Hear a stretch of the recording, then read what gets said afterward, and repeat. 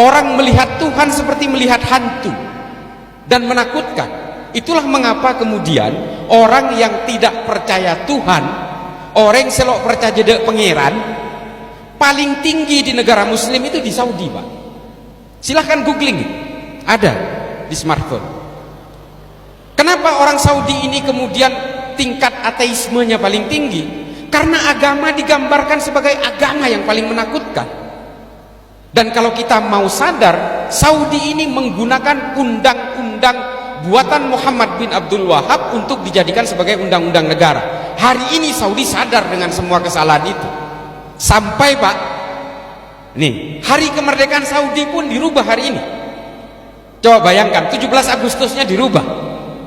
17 Agustusnya dirubah oleh Saudi, yang disebut dengan Yaumit Taksis itu dirubah menjadi 22 Februari. Mengapa Saudi mengubah kemerdekaannya ini? Karena mereka ingin memutus dengan ajaran-ajaran Wahabi itu. Sampai kemudian dia rela memindahkan hari kemerdekaannya tanggal 22 Februari, yang sebelumnya Juni tanggal 18. Nah, ini kan kesadaran-kesadaran baru yang kemudian seharusnya orang-orang yang menjalankan ajaran Wahabi di sini seharusnya ikut sadar. Enggak juga, makin jadi mereka malah makin menjadi menggelepar gak karuan. Nah, ini kemudian yang harus kita pahami, bahwa apakah kemudian undang-undang yang dibuat di Indonesia ini sebenarnya para ulama dulu, para ulama Muhammadiyah dan para ulama NU ini ngarang-ngarang sendiri? Enggak, Pak, enggak. Dari Muhammadiyah dulu ada Ki Haji Mas Mansur, ini tergabung dalam BPUPKI, persiapan untuk merumuskan pasca kemerdekaan itu kira-kira undang-undang kita ini pakai apa. Ada dulu ada namanya Abdul Kahar Muzakir, ada Suki Mansuryo Sanjoyo. Ini orang-orang tokoh para ulama dari Muhammadiyah. Dari NU ada Kiai Wahab Hasbullah, ada Kiai Wahid Hasim, ada Soekarno juga yang mewakili Muhammadiyah. Nah, di situ kemudian merumuskan bahwa Indonesia ini tidak boleh menggunakan undang-undang agama sesuai keyakinan agama masing-masing. Gak bisa. Oh, undang-undang Hindu kita terapkan di Indonesia, lah orang Islam apa mau terima? Undang-undang Islam harus kita terapkan, apa orang Hindu, orang Kristen mau terima? Undang-undang yang dilaksanakan di Indonesia ini undang-undang Muhammadiyah, apa orang NU mau terima? Kalau dulu kita menerapkan syariah dulu, apakah orang-orang kita hari ini bisa aman damai seperti ini? Syariahnya versi siapa yang mau dipakai? Coba.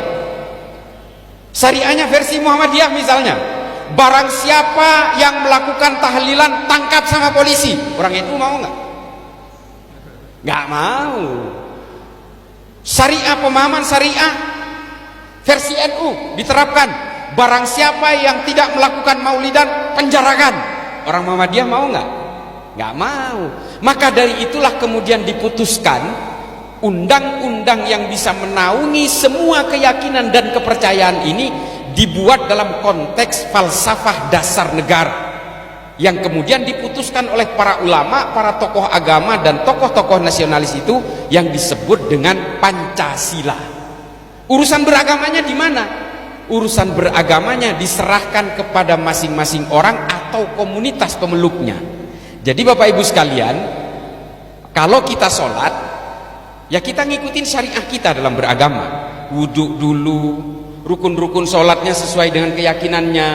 Setelah selesai sampean kan keluar rumah, naik sepeda motor, ketemu lampu merah, ya sampean harus berhenti. Pancasilanya di situ. Kalau nggak berhenti di lampu merah, tabrakan di perempatan. Nah, hukum negara posisinya ada di situ, hukum syariahnya ketika kita melaksanakan ubudiyah dan amaliyah beragamanya. Pancasila tegas di situ. Makanya ketuhanan yang Maha Esa. Nah, itu fungsi Pancasila. Tapi dari mana sih para ulama ini kok tiba-tiba ujuk-ujuk ngeluarin Pancasila ini, ngarang sendiri ini? Enggak, ini runutannya panjang, Pak, ke masa zamannya Kanjeng Nabi. Ketika Nabi Muhammad hijrah ke Yasrib, apa yang dilakukan pertama kali oleh Kanjeng Nabi, oleh Nabi Muhammad? Mendamaikan orang-orang yang berbeda di Yasrib. Itu langkah pertama. Didamaikan dulu mereka. Ada dua suku yang sudah bermusuhan ratusan tahun di Madinah itu. Mulai dari sejak di Yaman mereka sudah bermusuhan, kemudian pindah ke Yasrib tetap musuhan. Dua suku ini namanya suku Aus dan suku Khazraj. Ini kemudian didamaikan. oleh Kanjeng Nabi. Ini nggak bisa didiamkan ini. Lalu kemudian didamaikanlah mereka. Yang kedua adalah orang Yahudi dan orang Kristen didamaikan oleh Kanjeng Nabi.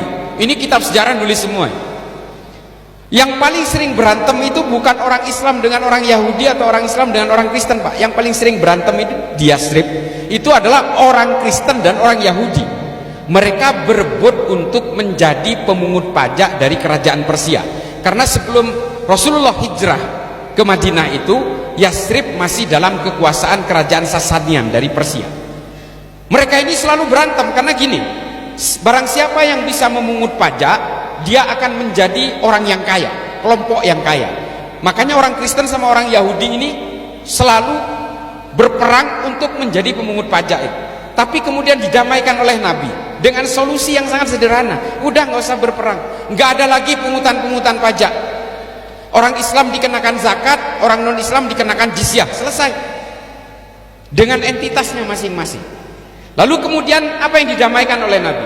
Pribumi dan pendatang, yang kemudian kita kenal dengan kaum Muhajirin dan kaum Ansor.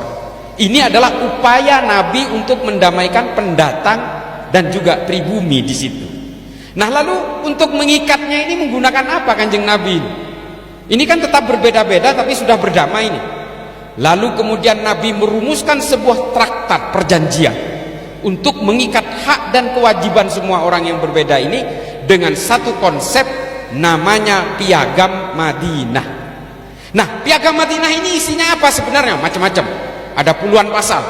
Kesimpulan besarnya adalah satu, ini dalam pandangan Al-Mas'udi ya, disebutkan bahwa Nabi betul-betul memahami bahwa semua manusia apapun agamanya, apapun sukunya diciptakan Tuhan yang sama. Kalau kita percaya bahwa Allah itu satu, maka kita harus percaya yang menciptakan orang Hindu, orang Kristen, orang Yahudi, itu semua adalah Allah yang satu. Qul huwallahu ahad. Nah, ini pandangan Al-Mas'udi. Kemudian yang kedua adalah semua manusia apapun agamanya dan apapun sukunya memiliki harga diri yang sama. Ini Nabi.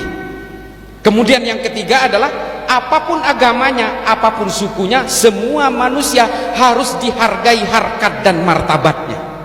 Lalu kemudian semua itu diatur secara detail di dalam Piagam Madinah yang kemudian disepakati oleh semua orang apapun agamanya, apapun sukunya di dalam Madinah itu kemudian bersepakat dalam Piagam Madinah. Makanya saya sering membawakan cerita